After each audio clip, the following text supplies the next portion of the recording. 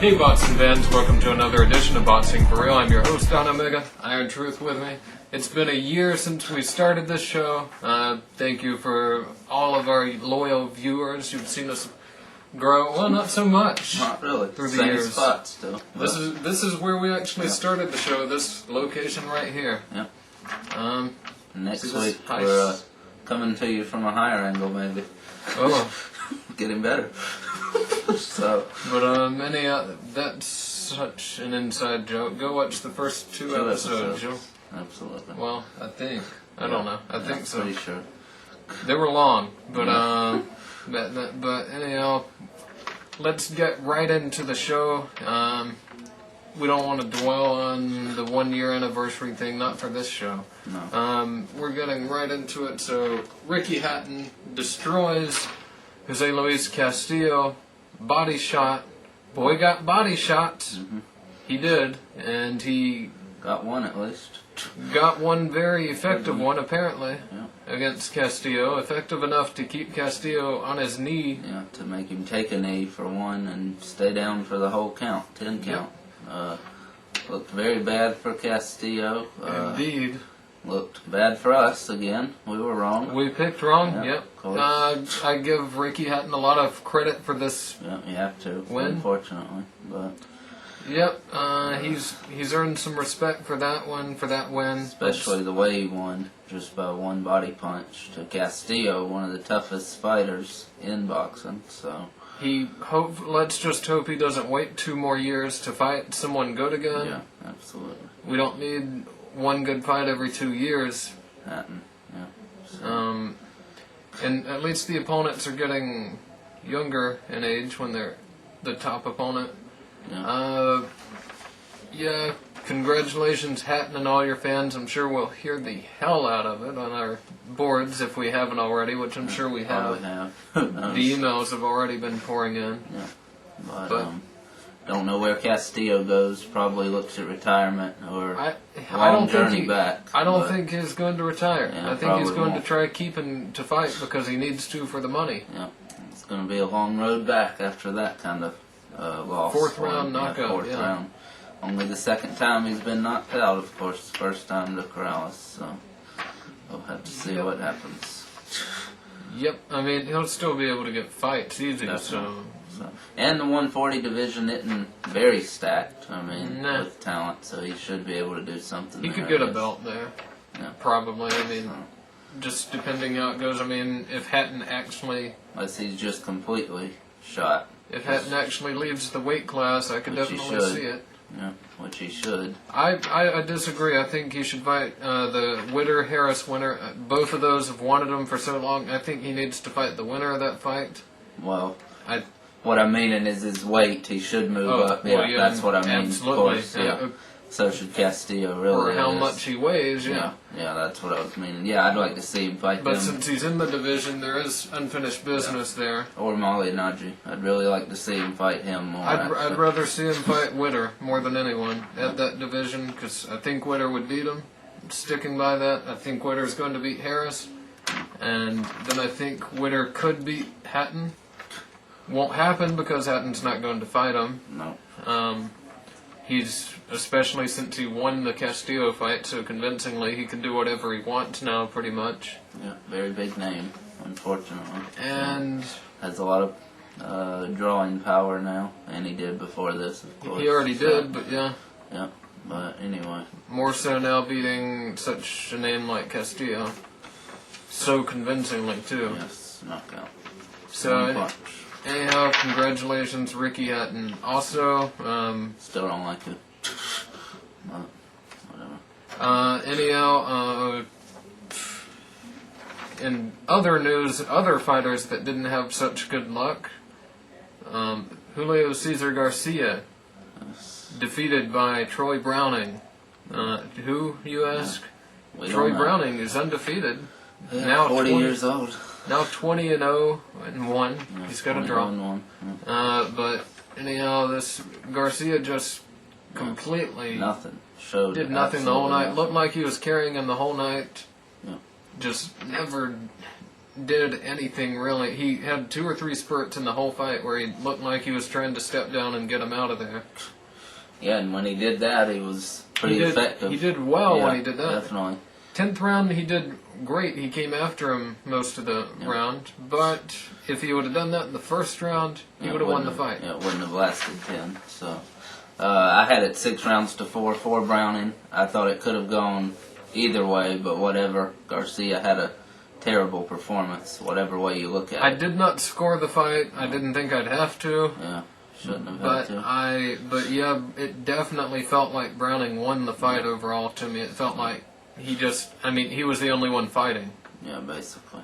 Garcia wasn't fighting enough. He was walking forward and playing around and adjusting his trunks quite a bit. A lot. Leave your trunks alone.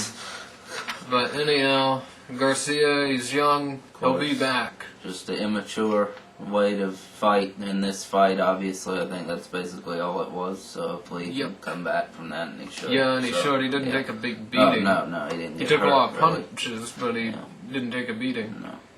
If he would have been fighting someone that can hit that way, he would have been knocked out. Yeah. So don't do that again. No. Anyhow, Juan Manuel Lopez also got a first round knockout over late sub Giovanni Andrade. Yes. Andrade, a good fighter. Decent. Yeah. He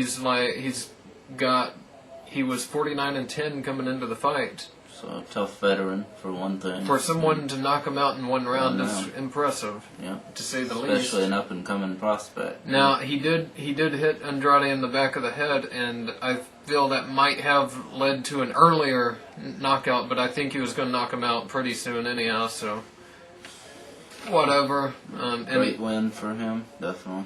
Yeah. So look forward to continuing to see Lopez grow. Definitely. And he should be fighting again really soon. We'll talk about that later. Also, forgot on the Garcia undercard, Richard Gutierrez. Yeah. Got a unanimous decision win. Just another comebacking fight for him. Yeah, hurt his hand in the 5th, I believe. Started shaking his right hand. Couldn't use it much more. Too good. Yeah, and it made it a tougher fight than it should have been. Still won every round, I thought. So. He would just let the guy a little too close than he would have if he hadn't hurt his hand. Yeah, definitely. So. And decent win. Keeps moving on. Only one loss, and that was to Clotty. So no shame in that, really.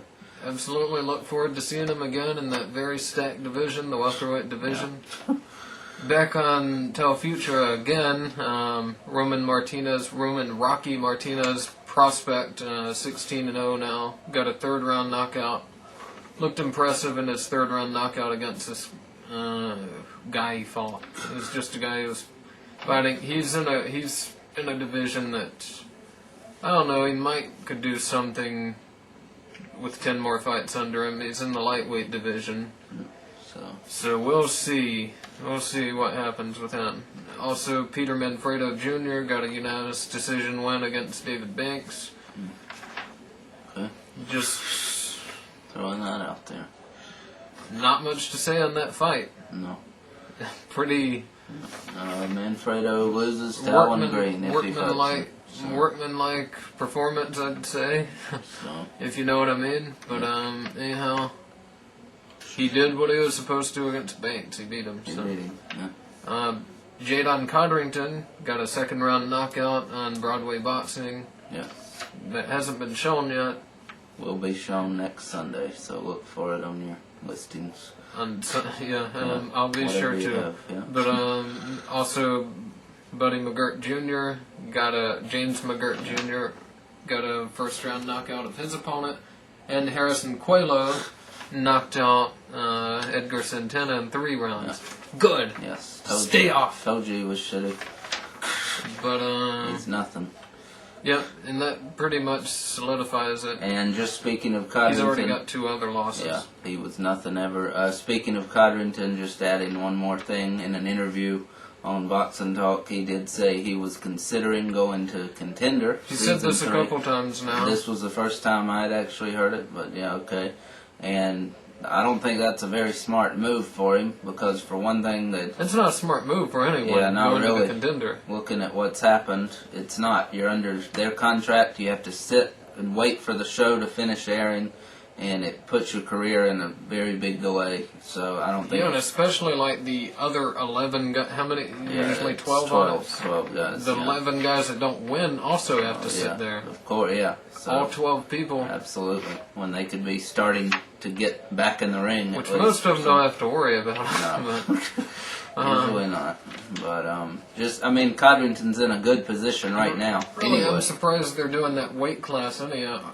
Super middleweight or middleweight, whatever it would be. Because, I mean, the first season was basically middleweight. Well, yeah, it was. Let's see, it was middleweight. Yeah. And which they had a lot of guys come down from 168, and they had a lot of guys some people go come up. Alfonso Gomez. So what's the point in anyway. having one that close? Yeah.